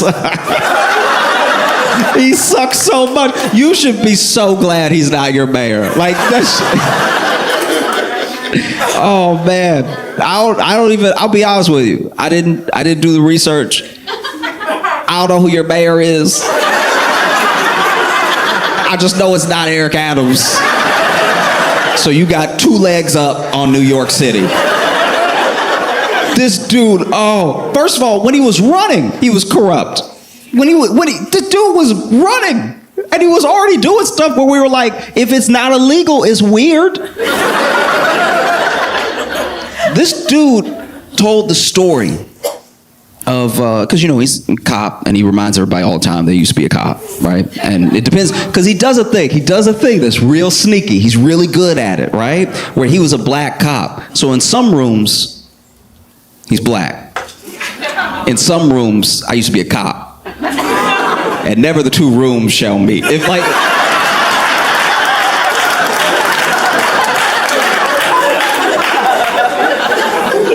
It's crazy. Okay, so this dude, when he was running, would tell the story of a fallen officer, right? His friend that he loved dearly, who died in the line of duty, and he loved his friend so much that he keeps a picture of him in his wallet with him all the time, right? And it's a heartwarming story because no matter your feelings on cops, no matter your feelings on like the criminal justice system, I think everyone can understand what it's like to lose a friend, right? You can understand what it's like to lose, especially when you lose a friend when you're both in danger. Maybe you both were in the military together. Maybe you're both cops. Maybe you served in some way and then you lost your friend. And no one's gonna know what that was like except for people who it also happened to, right? And he kept the picture in his wallet. except the picture in his wallet that he showed people was printed out by his staff members, and they threw a little coffee on it to make it look old. And that's before he did anything illegal. This dude is the devil. Like, he really sucks. This dude, I don't even know how he won. He doesn't live in New York. You know how usually you have to live where you're the mayor of? I'm not gonna make any assumptions about your mayor, but I'm assuming they live here. I imagine your mayor doesn't actually live in Illinois. That would be weird, right? To come over and be like, hey, I'm here with y'all. We're in this together. I'ma go, though.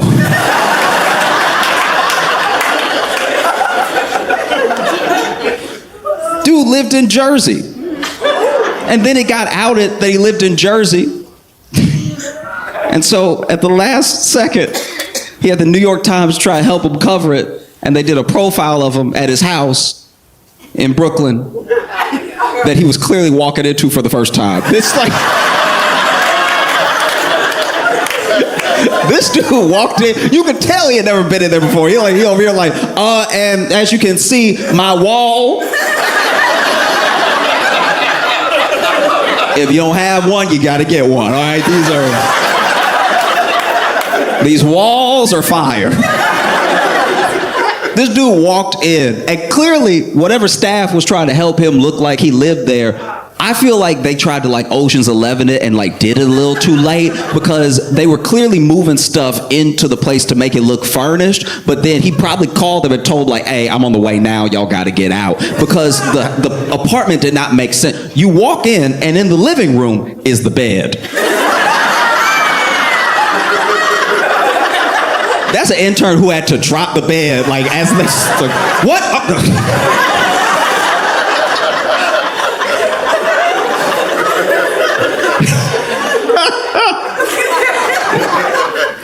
And then, you know, they go, he opens the fridge, because he really tried to do this MTV Cribs for the New York Times, right?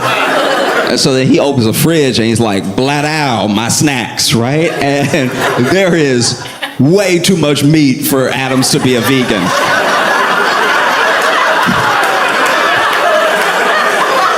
There's so much meat. It looked like it was stocked by Hillshire Farms.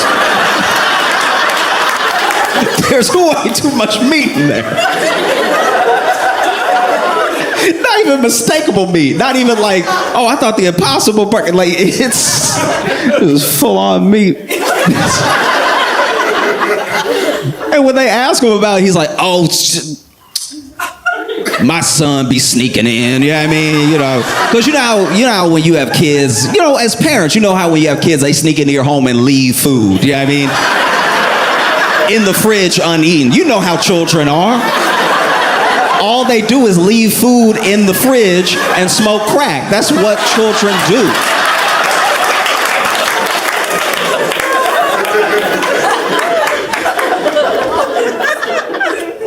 This dude is the worst. This man brought back stop and frisk. If you don't know what stop and frisk is, it was a practice in New York where basically the police could stop you at any time and frisk you, check you for drugs and weapons and stuff like that. It was very popular under like Giuliani and stuff, but it was like found to be pretty disproportionate because they would just stay in one place and check everybody there. You know? So it was just black and brown people. It was mostly black and Hispanic people that were like stopped and frisked. And it didn't even really work because the people with guns and drugs were like, I'll stay home. You know, they found when they did studies on it that, you know, more often than not, it was men, over 9% men. So it's like 99.3% men of the stop and frisk. And then also in the 90s were black and brown people. So it was like, I think like 5% white, right? Which is just go all over New York. You're allowed to stop and frisk. Just stop and frisk everywhere. Just do the Upper West Side. Do you know what I mean? Just be like, hey, what's in the briefcase though? That could be full of anything. But they didn't, so it was found to be like an unconstitutional practice. It was found unconstitutional in 2013, and the New York police like disbanded it fully in 2020, and then Eric Adams brought it back.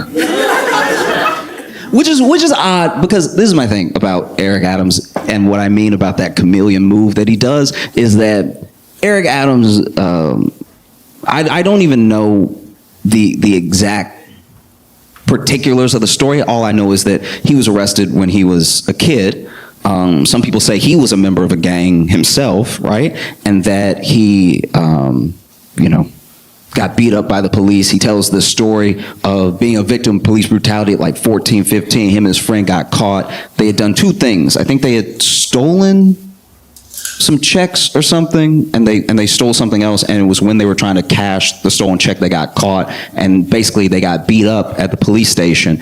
And apparently the way that I believe Eric tells it is that these white cops were beating him and his friend up, and then a black cop came in and told him to stop. And he was like, and that was the moment I decided that I wanted to be a police officer, turn my life around and everything, because I just saw the way that black cop moved, right? He's like, I saw the power, the respect, I saw the fear that people had, and I was like, okay.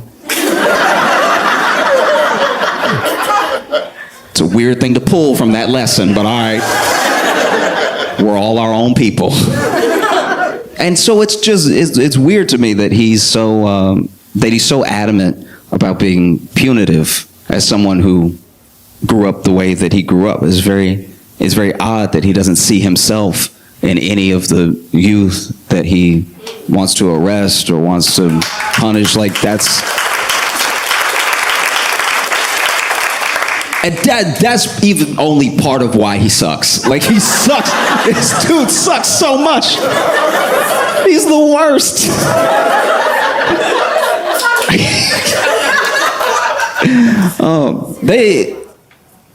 They opened the investigation into Eric Adams the way that the feds do, which is quietly. You know what I mean? The thing that's scary about the feds is that they always get you. Their conviction rate is in the 90s. So it's basically done. Like, do you know what I mean? Like, when they show up, it's only a matter of time, right? And the feds opened an investigation into them, and this is like a year ago, that they came through and they were like, hey, we're gonna need everybody's cell phone.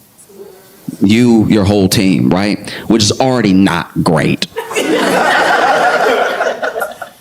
Probably every mean thing I've ever said is on my cell phone. Do you know what I mean? Like, I try to be a good person, but if you pull up on me and you snatch my cell phone, you're gonna be like, oh, you an asshole, okay. The cell phone feels safe. And the feds roll up and, take his laptop, his cell phone, everything. And this is how you know, this is how a guilty dude moves, right? So he goes ahead and gets swooped on when the feds come and get everybody's cell phone, and he's like, oh, actually, my cell phone, I don't have it on me, right? I don't have it. And they were like, okay, we'll bring it first thing tomorrow. And he brings it. Next day, brings it, right? And then he's like, actually, I had changed my password to keep my aides out of my phone, because you know how aides are, always trying to face ID you and see what your business is and everything, even though you emailed them personally and stuff. But like, try to keep my aides out of my phone. So went ahead and I'm giving it to you now, but just know that I had to change the password, keep my aides out of my phone, and I just forgot it. This dude moves like a man who cheats. Like, that's crazy. And the feds basically had so much on them that they were like, oh, we don't need your phone. Because we have every other phone that you text.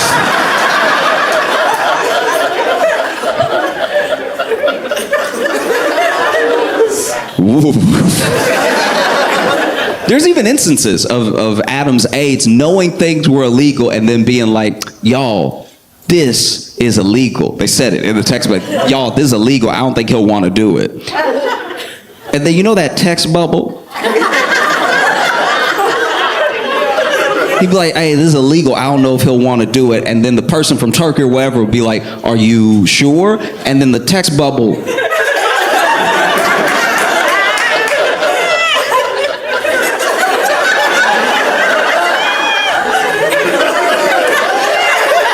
That bubble be cooking, right? That bubble be bubbling up, right? And then it go away for a second. And then it come back and be like, never mind, he's down. The amount of times that his aide said to other people, this is illegal. And then several texts later be like, so when are we? It was incredible. Man, it's really fascinating. And then there was like, I think it was like one of his campaign aides, one of the people that worked under him, was being interrogated. And as soon as she realized the interrogation wasn't friendly, she was like, can I go to the bathroom real quick? And so they were like, yeah, sure. And then she went to the bathroom and apparently started mass deleting as many text messages as she could. But then she was in there so long that the fans were like, she deleted text messages. Like, nobody got a boo-boo that bad. Like, I mean, who knows? Maybe she is shitting herself, but not.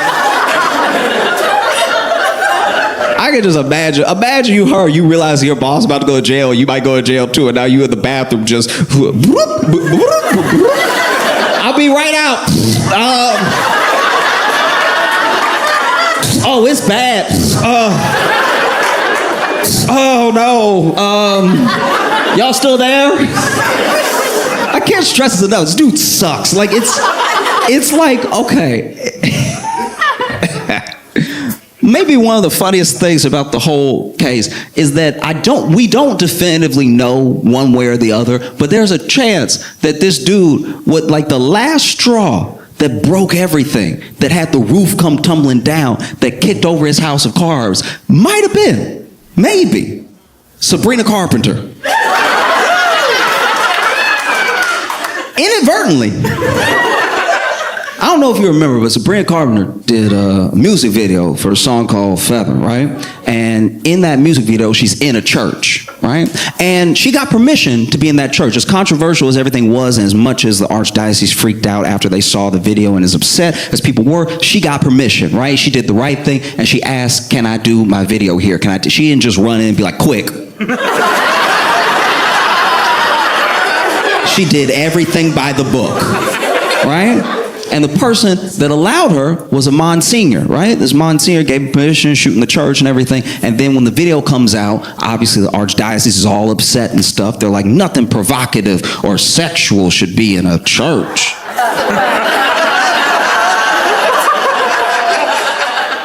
That's what they said.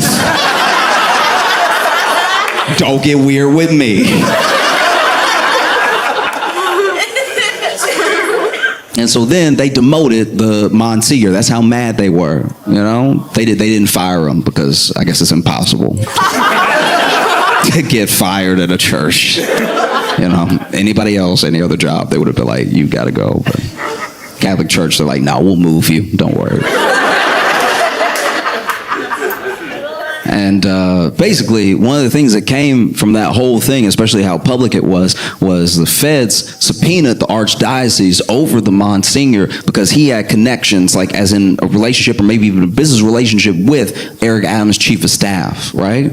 And so they were like looking into it, and then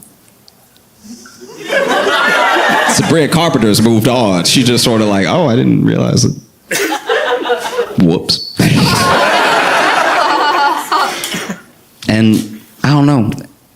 I think that people don't realize how much trouble Eric Adams is in because this isn't like a police thing. This isn't like a local police or something. Like local police could run cover for a mayor. And so Eric Adams gets indicted, right? Present day, he gets indicted, and this dude holds a press conference. It's one of the worst press conferences I've ever watched in my entire life. This is incredible. People talk about Giuliani and everything when he did that 4 Seasons press conference and stuff like that. Not gonna lie, this one put that one to shame, okay? This one was really, but first of all, they decided to do it outside. I don't really know why, but maybe he's not allowed in buildings. I have no idea. But they decided to do it outside, and they had a tent up because it was raining. But Eric Adams and he does this a lot. He does this in a way, this is one of the reasons I can't stand Eric Adams. This is one of the things that makes him suck, right? Is that whenever he's in trouble, whenever he needs something, he's very, very black.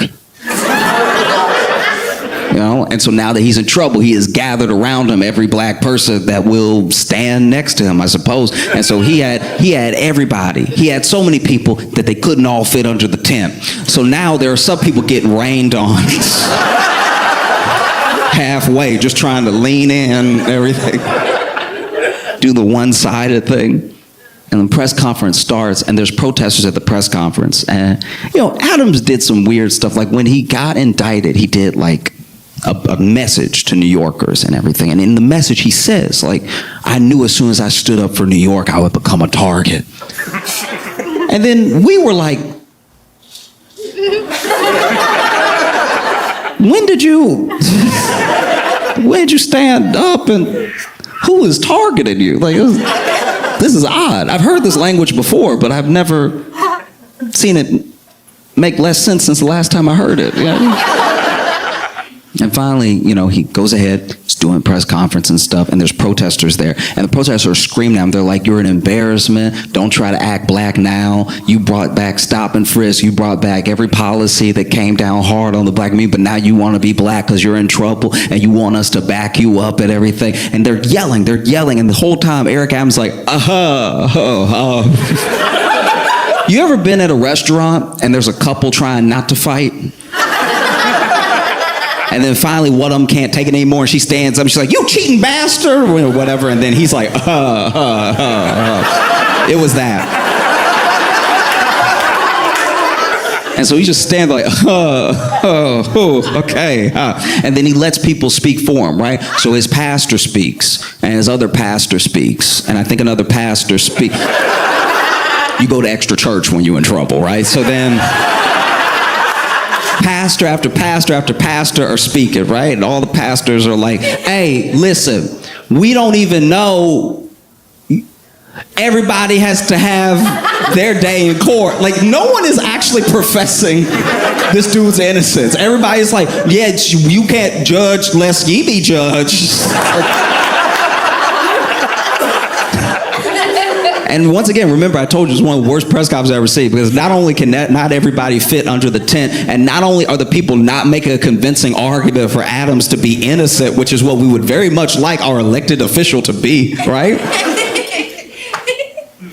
This one lady gets up there, and she's been the loudest against the other protests. She's like, shut up, let him speak, blah, blah, blah, right? And so it's her turn to speak. And then she gets up there, and she's like, good morning, New York!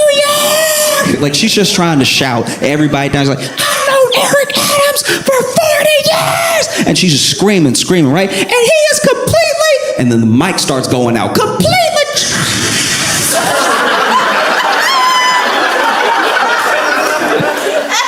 And another thing, and he is not corrupt with it.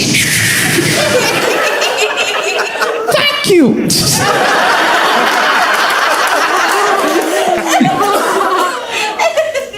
And then the dude went up there, and I don't really know what his position was. I don't know. He might have just been a black dude Eric Adams pulled that day, because this guy gets up there and he goes, good morning, New York. Good morning, New York. I've known Eric Adams for years, and he is, for 64 years, he has loved and served New York, and we cannot throw away 64 years over 5 indictments. He is 64. And I was like, where's the logic going here? You want that dude to be innocent because he's 64? Like, is that?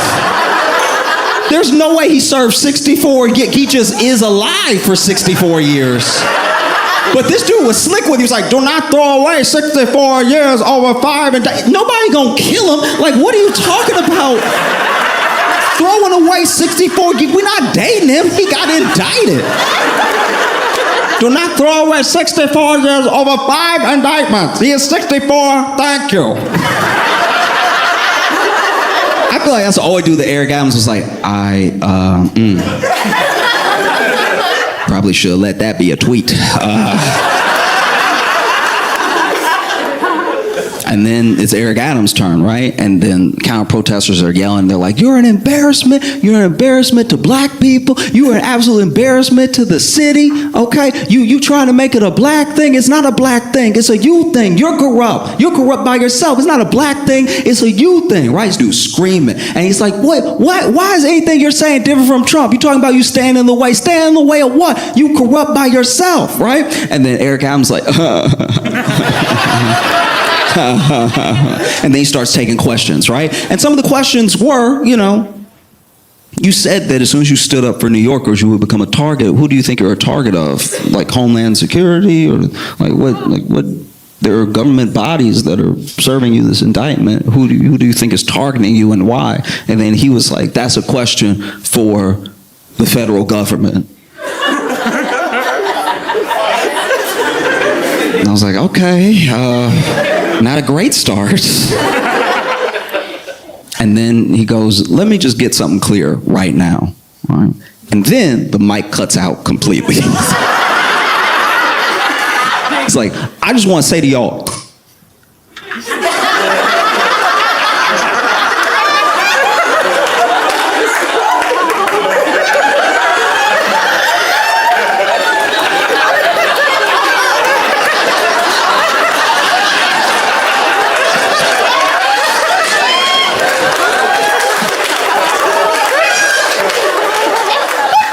that's all I gotta say."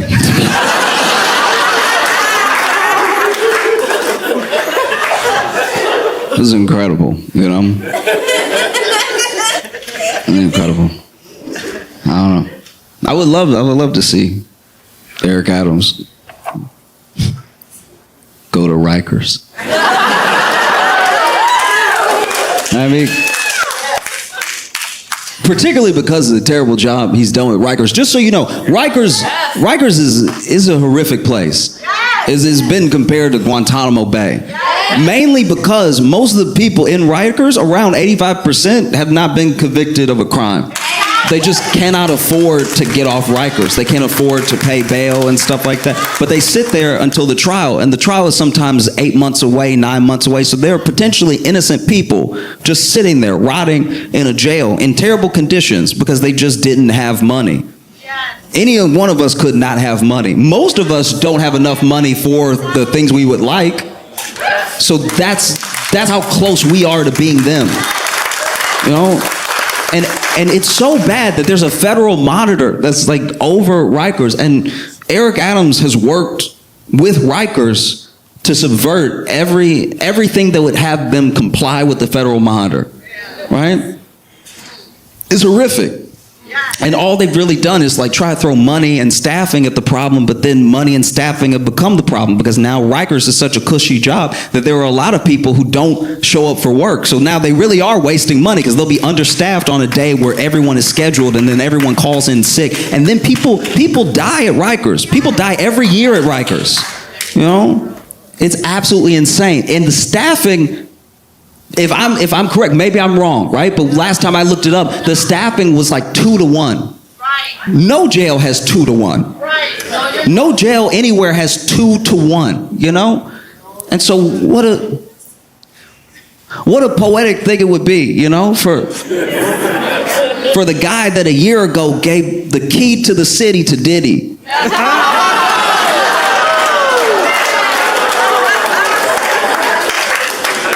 To also be like indicted and charged and sitting in Rikers. It'd be dope to see Eric Adams at Rikers. He gets there and they're like, "What's up, buddy?" "Let's talk."